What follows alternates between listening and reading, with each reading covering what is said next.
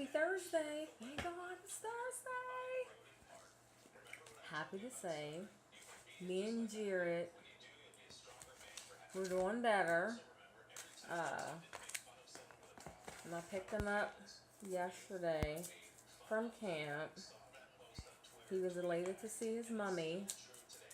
Um, and we talked some more, and it was so funny because remember I told you guys yesterday that I advised him the only way he's going to understand, you know, my vantage point as what he thinks is normal really isn't normal. I mean, you go to some people's house, everyone's household is just different. It is.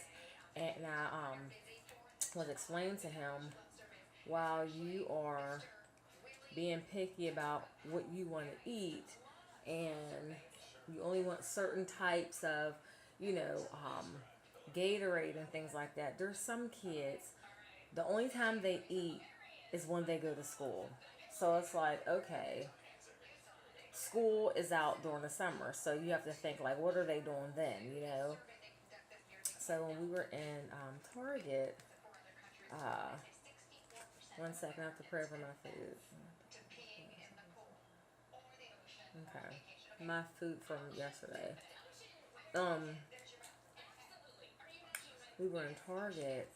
He's asking for like buffalo dip, um, just like all this stuff that isn't mandatory to live, mandatory even by law. So every time he would ask for something specific,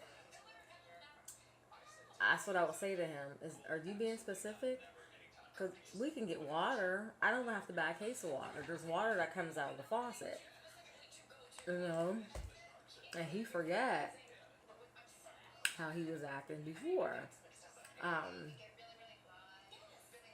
it's almost like when you show you're upset, then a person can kind of like expect the avenue where you're coming from. But I wasn't showing that I was upset, I wasn't mad, and I wasn't upset. I wasn't angry. It was just like this is how it's going to be going forward, and that's it. And case in point, he just didn't believe me. But it was just such an amazing experience to see him.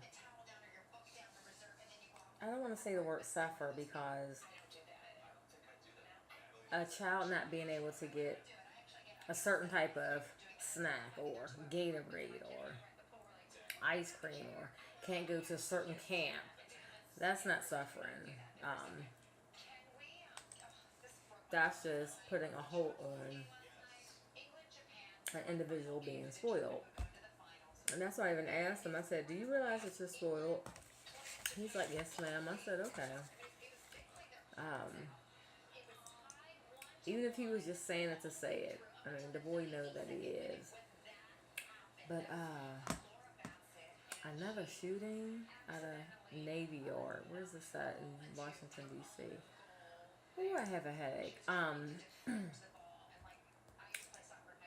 Coming in this morning.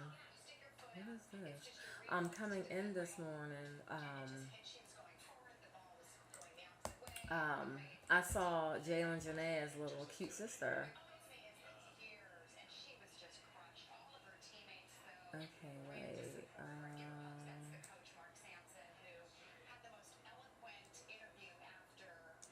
Let me see. Four. Okay. And she's so sweet. I mean, Maya is just, oh my gosh. It's their stepsister, but, we don't do the whole step thing. And it's actually, it's funny because she looks just like Jared. You would think, honestly, that they had the same, um, same parent, whether it's the mother or the father. Jared looks just like Jalen Janae's stepsister. She's such a sweet girl, sweetheart. Um, now I saw her yesterday, and just seeing her face, it just kind of like lit me up. Cause she, I mean, she's a good little girl. And I saw her again this morning. So I pulled over and just jumped out the car and was screaming like Maya, Maya. And she came to the car and I gave her a ride. And as we were driving, she was asking me like, "Have you talked to J-Man?" I'm like, "No, not really." And I said, "I wish, but my kids don't listen. They're a little disrespectful." And she giggled. Her allegiance is to them. Those are her brothers and sisters. I'm their mom. And I wasn't looking for any type of allegiance, but I can just tell her energy was like, she giggled like, yeah, okay. Especially my daughter. Ooh, honey.